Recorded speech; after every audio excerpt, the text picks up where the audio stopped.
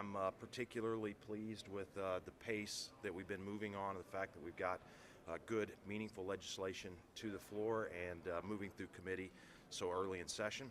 Obviously, in addition to the good committee work that's happening this week, the highlight for our week is the passage of right to work. It's a credit to a lot of our members who have worked very hard on this for a number of years.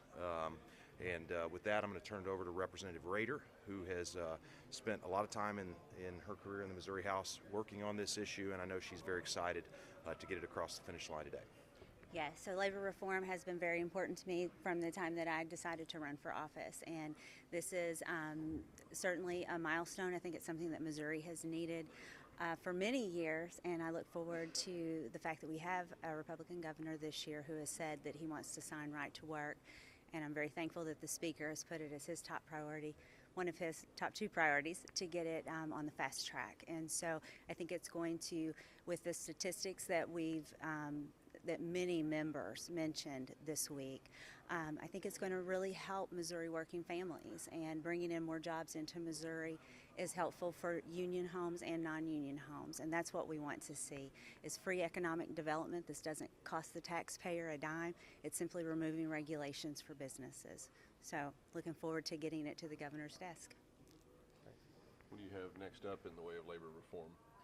Well, Representative Rader's got a suite of bills in her committee, and so I know she's going to hear some of those next week. So the timing of what comes out of her committee and what gets heard when will be up to her. So if you want to ask her. So on Tuesday we're going to go to paycheck protection, and on Thursday we're going to go to the PLA agreements. And so hopefully we'll just keep these moving through. Have you looked at what the Senate's version of right to work is and see if there's differences, if they pass theirs out versus your bill? Yes, sir. So Senator Brown and I have been working together for several months to make sure that our bills were the same. So when we pre-filed them, they were the exact same bill. And what does this do for people who are in existing unions? Does it go into effect after their current contract expires, or does it go into effect immediately? It goes into effect immediately, and so if a union member wants to get out of the union, they have that ability. Thought open anything? You guys got anything else? Yeah, I know that on the second read calendar today you had the Uber bill, and I was wondering why you guys didn't approach that today, maybe add on. You can ask the floor leader, but it's just a timing issue. We knew that that right to work was going to be a long debate yesterday and today, so we've got it on the calendar and it's ready for the floor leader to take it up, and I anticipate you'll see some of it next week.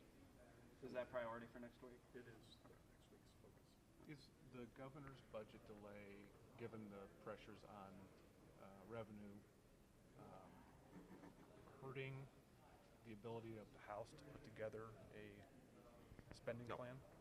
No, it's not. And Chairman Fitzpatrick's here, but he's worked hard to lay out a timeline to make sure that the Budget Committee and our Appropriations Committees have ample time to work on the bills. They're starting that work already, and so we'll have plenty of time to work with Governor Greitens to deliver a balanced budget, and one that invests in the state's priorities.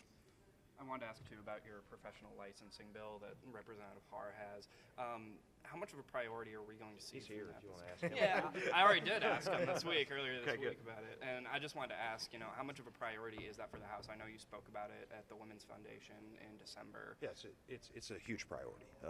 One of our goals this session is going to be removing the regulatory burdens that keep people from being able to start a business or to be employed. And so you can see the level of priority we put on it by how quickly we've moved these bills. The TNC bill is a perfect example of that. Representative Haar's bill is a great example of that. We're going to work on Representative Dogan's hair braiding bill next week, and all of those are really part of a mission to make sure that we have a regulatory environment here that, yes, protects public safety where it needs to, but doesn't present an unnecessary burden to people being employed or starting a business.